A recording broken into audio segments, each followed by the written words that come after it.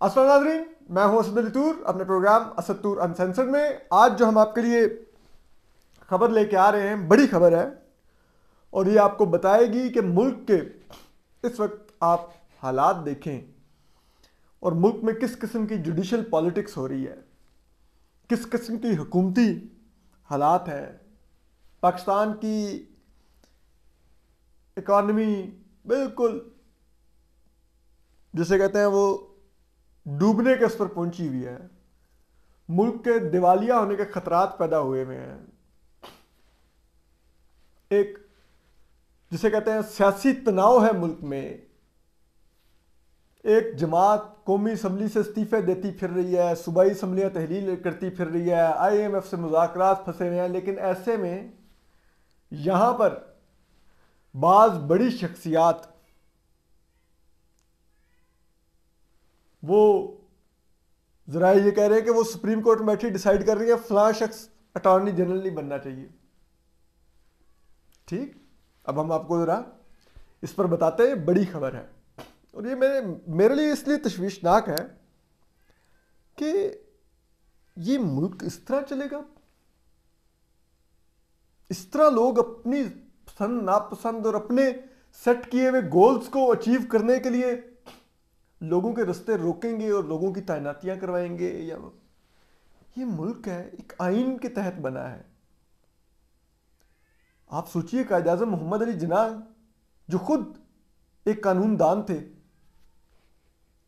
क्या उन्होंने सोचा था कि एक दिन उन्हीं की जो कानूनी बरादरी होगी, जो बेंच और बार का ताल्लुक होता है, उसमें बेंच किस तरह से बिहेव करेगा और बार के लोग कौन होंगे और किस तरह से एक्ट करेंगे, और एक मुंतखब हुकूमत कहाँ पे खड़ी किस तरह से तमाशे देखेगी, किस तरह से यरगमाल होगी, या किस तरह से एक मुंतखब हुकूमत भी कहाँ पर अपने खेल खेलेगी, अपने गंदे कपड़े धोएगी। क्या ये हिस्ट्री का जैसे ये मुल्क बना के थे। ये तरह कहानी बड़ी सुनने वाली है और बड़ी परेशान कुन ये खबर है सारी। आपको मालूम है, हम खबर पर आते हैं। ये अभी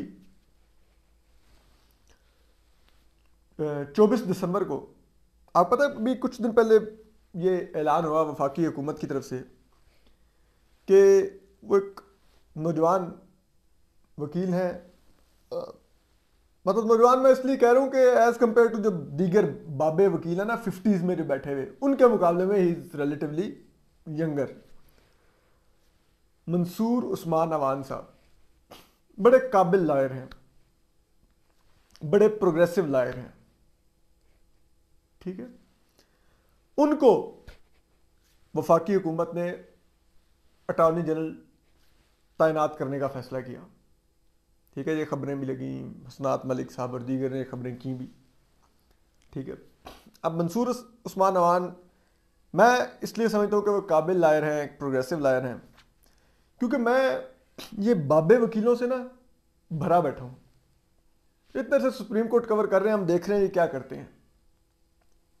ठीक है, वो क्या नाम है, एतजाज हसन साहब, अब इस उम्र में अपनी किस तरह आत्मा रोल रहे हैं। वो जिस किस्म की वो बयानात देते हैं और वो पॉलिटिक्स करते हैं। भाई आपने PTI में शामिल होना है, PTI में शामिल हो जाए।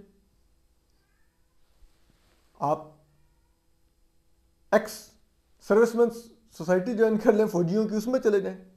ये क्या आप बयानात दे रहे हैं।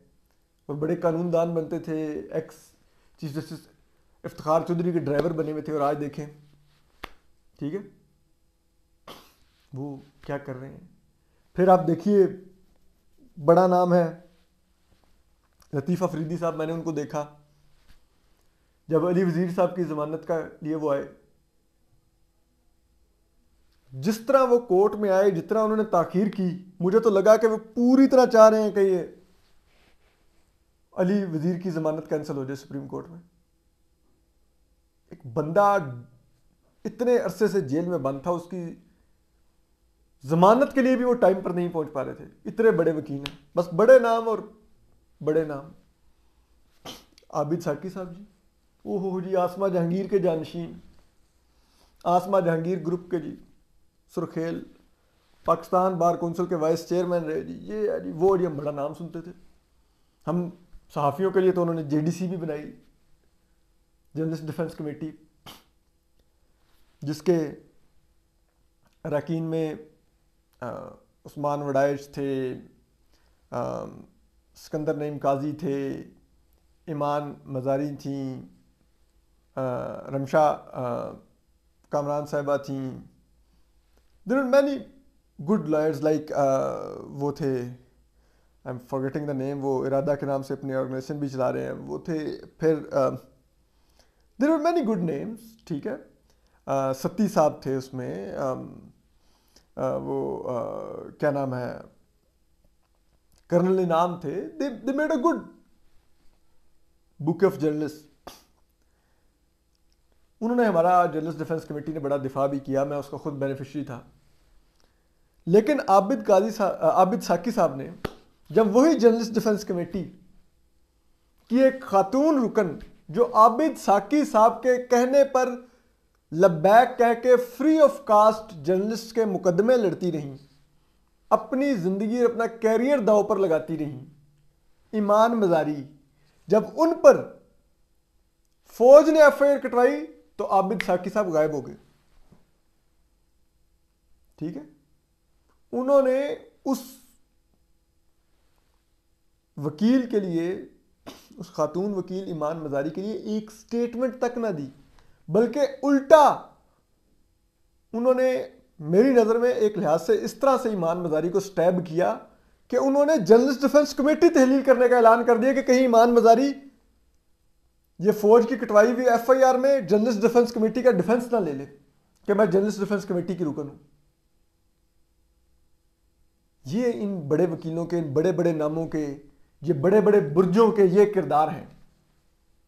ठीक, तो इसलिए मैं इनके मुकाबले में जो रिलेटिवली यंग लॉयर्स होते हैं, लेकिन I know they are very competent, बड़े डेडिकेटेड होते हैं, बहुत अच्छी तैयारी करते हैं, बहुत अच्छा आर्गूमेंट करते हैं, मैं उनको पसंद करता हूं। मैं ये बड़े नामों को, मेरे लिए ये नो बडी होते हैं, मैं इनको घास नहीं डालता होता, ना मैं इनको मेरे लिए मैटर करते हैं। अब वो नौजवान वकीलों में जारी बात है, सलाउद्दीन अहमद है, सिंध हाई कोर्ट बार के सदर भी रहे हैं, एक्सीलेंट लॉयर, और वो जब रोस्ट्रम पे खड़े होते हैं तो आपको लगता है कि सलाउद्दीन अहमद बोल रहे नहीं, सलाउद्दीन अहमद धाड़ रहे हैं। ही रोर्स ऑन द रोस्ट्रम। आप मुइज़ जाफरी देखें, एक्सीलेंट लॉयर, लिखते भी बहुत अच्छा है, पिटीशन तैयार करते हैं, पढ़ के मजा आ जाता है, बहुत अच्छा आर्गू करते हैं, एक्सीलेंट लॉयर अगेन। आप आ जाइए उसके बाद ज़ैनब जंजुआ, बहुत अच्छी लॉयर है, बहुत अच्छी, काबिल, मतलब जितना वो, मतलब मैंने उनको नोट किया है, उनको अंडरस्टैंडिंग है लॉ पॉइंट्स की, बहुत अच्छा। वो भी अगेन, मतलब एक जेडीसी की मीटिंग में, वो भी बाय द वे जेडीसी की रुकन थी, कर्नल नाम साहब ने मुझे बाद में कहा, उन्होंने कहा कि यार इस बच्ची जैसी पिटीशन मैंने किसी की नहीं पढ़ी जैसी ये पिटीशन लिखती है। She is again very exceptionally good lawyer.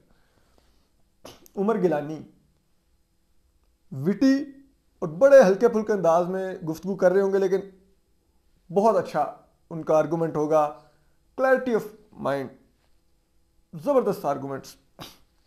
Sikandar Naeem काजी, अच्छा एक्टिविस्ट भी, अच्छा लॉयर भी, बहुत अच्छा इंसान भी। ठीक है, फिर आप आ जाएं हैदर इम्तियाज़, बहुत अच्छा लॉयर, मतलब मैं हैदर से बहुत ज़्यादा मजाक करता हूँ, but he is a very good lawyer. आप आ जाएं ईमान मज़ारी, अगेन वेरी डेडिकेटेड, बहुत अच्छी रिसर्च करती हैं, बहुत अच्छी पिटीशन करती हैं, लिखती हैं।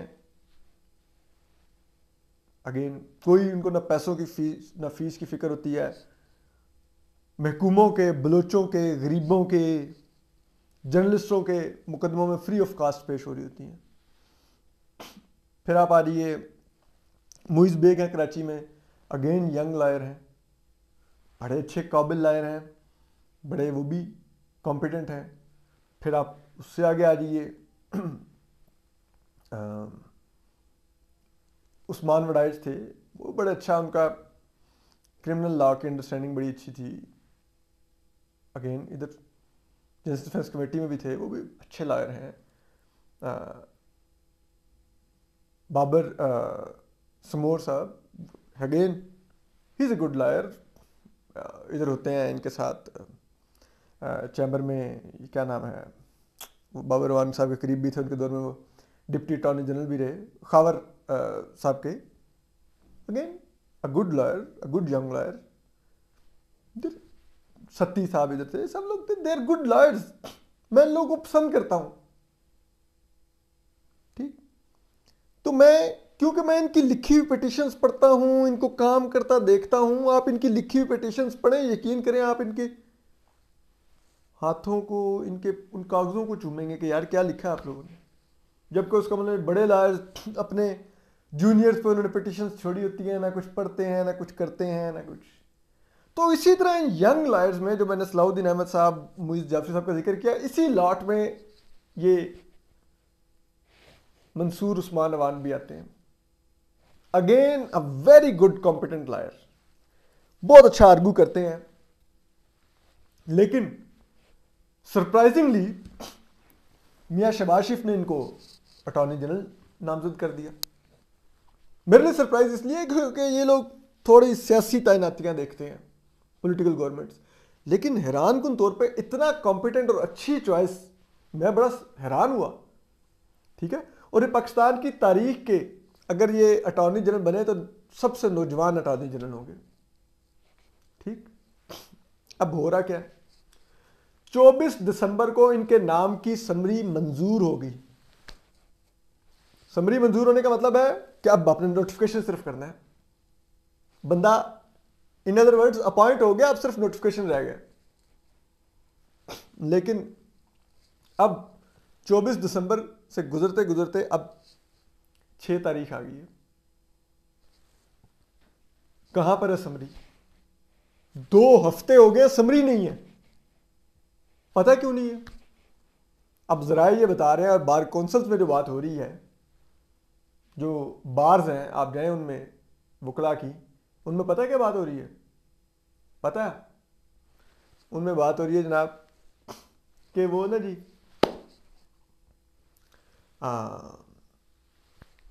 जो मोजिस चीफ जस्टिस उमरता बंदयाल हैं, जरा ये कह रहे हैं उनका एतराज है मंसूर उस्मान अवान साहब के नाम पर, ठीक। क्यों नहीं? बाद में मैं नौजवान वकीलों में एक नाम भूल गया, Salaar Khan, again a very good lawyer, very good, very competent lawyer, और बड़ी अच्छी उनकी भी अंडरस्टैंडिंग है कॉन्स्टिट्यूशनल पॉइंट्स की, और सिविल मैटर्स की बड़ी अच्छी अंडरस्टैंडिंग है। मैंने उनको अपने शोज में उम्मन लेता भी हूँ, आईनी अमूर पे बड़ा अच्छा बात करते हैं वो भी। तो एनीवे वापस मंसूर अवान पर आ जाते हैं। अब देखिए कि अब उनका नाम जब हुकूमत ने फाइनल कर दिया, तो अब ज़रा ये कह रहे हैं कि मोजिस उमरता बंदयाल ने कहा जी मैं तो ग्वादर छुट्टियों पर गया हुआ था, आपने मेरी मुशावरत के बगैर मंसूर अवान को कैसे फाइनल कर दिया इसको अटॉर्नी जनरल। अब पहली बात तो यह है कि आप आइन में मुझे बताइए कहां पर लिखा हुआ है कि जो अटॉर्नी जनरल तैनात होगा वो सुप्रीम कोर्ट के मोजिस चीफ जस्टिस तैनात करेंगे या वफाकी हुकूमत तैनात करेगी। या चलिए छोड़िए, आइन में कहीं पर यह भी लिखा हुआ है कि वफाकी हुकूमत जो अटॉर्नी जनरल है उसकी तैनाती के लिए चीफ जस्टिस या किसी भी जज से मुशावरत करेगी या रजिस्ट्रार से मुशावरत करेगी, कहीं पर लिखा हो। ऐसा कुछ भी नहीं है, ठीक है। लेकिन अब एक रवायत है कि जो अटॉर्नी जनरल होता है वो ऐसा वफाकी हुकूमत चुनती है कि जो सुप्रीम कोर्ट में और अदालतों में और जजेस में और हुकूमत में एक ब्रिज का काम करे। अब यहां पर किया ये जा रहा है कि जनाब उनका जब ये कह दिया गया कि जी नहीं मुझसे ना मुशावरत की गई, उनका चुना क्यों गया, जबकि अंदर की कहानी जो बार काउंसिल्स में, जो बार्स में जो डिस्कस हो रही है वकला में, वहां पर ये बात डिस्कस हो रही है कि बात ये है कि मंसूर उस्मान अवान क्योंकि चैम्बर फेलो हैं, लॉ फर्म पार्टनर हैं जस्टिस बाबर सत्तार के, क्योंकि जस्टिस बाबर सत्तार जब वकील थे तो ये और मंसूर उस्मान अवान साहब इकट्ठे प्रैक्टिस करते थे। तो अब सुप्रीम कोर्ट के ऐवानों में लोगों को ये फिक्र है, लोगों को, बात को, ठीक है, कि जनाब ये तो जस्टिस बाबर सत्तार की तरह प्रोग्रेसिव माइंड का इंसान है, पढ़ा लिखा है, लिबरल सोच का मालिक है, तो ये तो कल को जुडिशल कमीशन ऑफ पाकिस्तान में बतौर अटॉर्नी जनरल बैठेगा और जुडिशल कमीशन ऑफ पाकिस्तान के इजलास में हम तो अपनी मर्जी के जजेस ऊपर लाना चाहते हैं एलिवेट करके, और ये तो जस्टिस काजी फाइज ईसा के साथ मिल जाएगा, ये तो जस्टिस मंसूर अली शाह के साथ मिल जाएगा, ये तो जस्टिस सरदार तारिक मसूद के साथ मिल जाएगा, ये तो पाकिस्तान बार कौंसिल के नुमाइंदे अख्तर हुसैन के साथ मिल जाएगा, तो हम तो नहीं इसको आने देंगे अटॉर्नी जनरल। अब इस बात की बुनियाद पे आपने एक अच्छे प्रोग्रेसिव, एक अच्छे ब्रेन को, एक लीगल ब्रेन को आपने उसका नाम दीवार से लगा रखा है, नहीं अपॉइंट होने दे रहे। अब वफाकी हुकूमत अलहदा डरी हुई है, अब वो अपॉइंट कर ही नहीं रही, वो कह रहे हैं कि यार ये अगर अपॉइंट कर दिया तो ये पोस्टिंग एंड ट्रांसफर्स वाला भी आगे हमारा सो मोटो लेकर बैठ गए थे, जरा ये कहते हैं और वो कहते हैं कि जी ये, उस वजह से फिर हमें इतना दीवार से लगाया गया कि हमें सीनियरिटी का प्रिंसिपल अबेंडन करके मोजिस जस्टिस उमरता बंदयाल को अपने 2 वोट हमें, जिसे कहते हैं ना, सरेंडर करने पड़े। जस्टिस काजी फाइज ईसा, जस्टिस सरदार तारिक मसूद, जस्टिस मंसूर अली शाह की पीठ में छुरा घोंपना पड़ा उनकी सीनियरिटी के प्रिंसिपल के, वकला बरादरी की पीठ में छुरा घोंपना पड़ा, जिस वजह से आसमा जहांगीर ग्रुप इस दफा कई सालों बाद सुप्रीम कोर्ट बार का इलेक्शन हार गई। क्यों? क्योंकि सीनियरिटी के प्रिंसिपल को छुरा घोंपा था वो लॉ मिनिस्टर आजम नजीर तारड़ और अटॉर्नी जनरल अशरफ औसाफ ने। तो हमने ये इसी जुडिशल कमीशन ऑफ पाकिस्तान के chairman Moses chief justice उमरता Bandial और जस्टिस एजाजुल एहसन और इन लोगों के को ही खुश करने के लिए हमने 3 इनकी मर्जी के जूनियर जजेस मुंतखब करवाए। तो अब फिर ये नैब तरमीमी जो हमने नैब के काले आमराना कानून में, एक फौजी आमर के कानून में जो हमने तरामीम की हैं, अब ये उसकी पिटीशन इमरान खान की लेकर बैठे हुए हैं और उसमें ये रिमार्क्स दिए जा रहे हैं कि ये तो पार्लियामेंट ही पूरी नहीं थी, कौमी असम्बली में नुमाइंदगी ही पूरी नहीं थी, एक जमात रिजाइन कर गई हुई है, इतने % हाउस मौजूद ही नहीं है, तो ये कैसे तरमीम हो गई। हालांकि आइन में कहीं नहीं लिखा हुआ कि कौमी असम्बली के 342 लोग होंगे ही तो तरमीम होगी कोई आइन के अंदर। एक सिंपल मेजॉरिटी के साथ आप आइन में तरमीम कर सकते हैं, आइन में नहीं सॉरी मतलब लॉ के अंदर तरमीम कर सकते हैं, ठीक है। तो ये आर्गूमेंट कहां से आ गया? लेकिन मोजिस जस्टिस उमरता बंदयाल साहब ने ये आर्गूमेंट दिया, तो अब वो डरे हुए हैं, वो कह रहे हैं कि यार वो हम देंगे तो फिर हमारे खिलाफ सख्त सख्त फैसले आएंगे, आगे हुकूमत के हाथ पैर बंधे हुए हैं, तो रही से ही रिट भी खत्म हो जाएगी।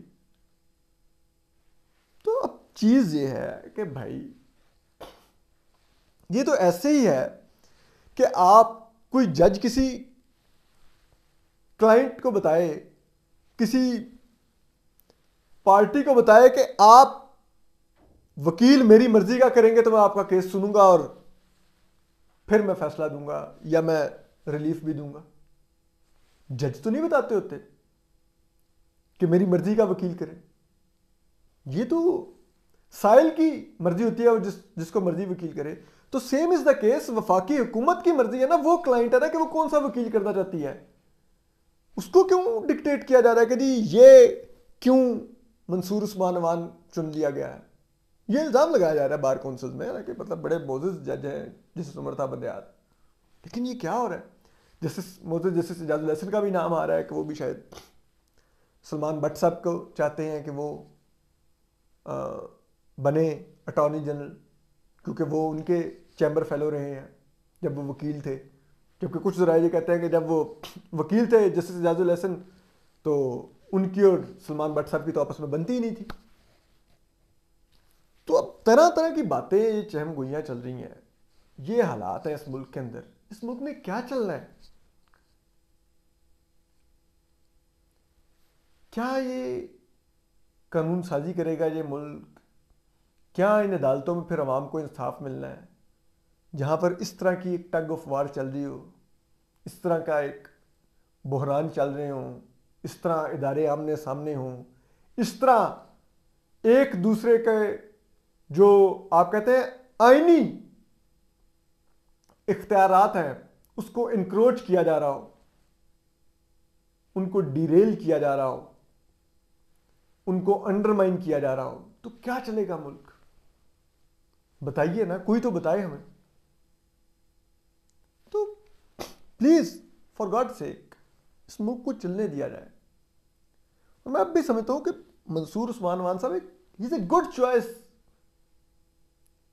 खुदारा अगर अल्लाह अल्लाह करके मियां शहबाज शरीफ साहब एक अच्छा वकील अटॉर्नी जनरल बनाने जा रहे हैं तो उसको लगने दिया जाए ना। नौजवान भी है, काबिल भी है, मेहनती भी है, प्रोग्रेसिव भी है। इस मुल्क में हमने बहुत देख लिए ना, बहुत हो गया। तो बहरहाल जब ये बातें हो रही हैं, अब हमने आपको सामने रख दी हैं। अगर अब कहा जा रहा है कि वफाकी हुकूमत इनफॉर्मली कन्विंस करने की कोशिश कर रही है कि देखिए वोट तो जहां पर प्राइम मिनिस्टर कहेगा, attorney general supreme judicial commission of Pakistan के इजलास में वहीं पर जाकर वोट देगा जहां पर प्राइम मिनिस्टर डायरेक्ट करेगा। तो अगर प्राइम मिनिस्टर कहेगा कि जूनियर वकील को ही जूनियर जज को एलिवेशन के लिए वोट दो, तो मंसूर उस्मान अवान उसी को वोट देगा। वो नहीं जस्टिस काजी फाइजा के साथ मिल जाएगा, वो नहीं जस्टिस सरदार तारिक मसूद के साथ मिल जाएगा, वो नहीं जस्टिस मंसूर अली शाह के साथ मिल जाएगा, वो नहीं पाकिस्तान बार कौंसिल के नुमाइंदे अख्तर हुसैन साहब के साथ मिल जाएगा। तो बनने दें उसको अटॉर्नी जनरल। तो कह रहे हैं अब अगले हफ्ते के कहीं शुरू मिड या एंड तक या तो फिर मंसूर अवान साहब का नोटिफिकेशन हो जाएगा और या फिर उनका नाम फिर विड्रॉ कर लिया जाएगा। तो देख लेते हैं। अपना ख्याल रखिए, सलामत रहिए, अल्लाह हाफिज।